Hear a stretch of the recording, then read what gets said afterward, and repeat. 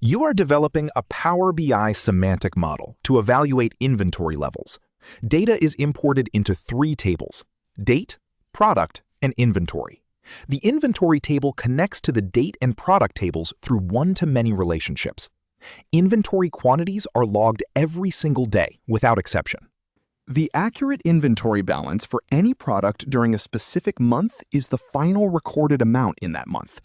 You must create a DAX measure that displays the correct inventory figure when users slice by year, month, or specific date. How should you finish the formula?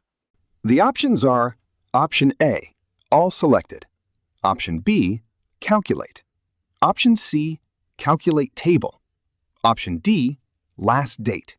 Option E, last non-blank value. And option F, max. Let's consider the concept being asked about here.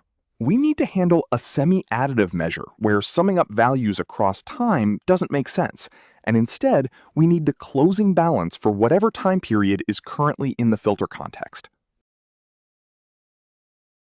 In my view, the correct answers are calculate for the first dropdown and last date for the second dropdown.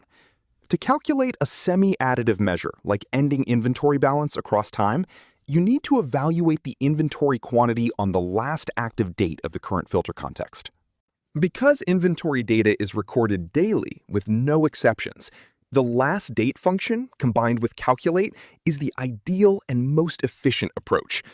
Calculate modifies the filter context, and last date returns a table containing the last date of the current context, ensuring the measure evaluates the stock level on the final day.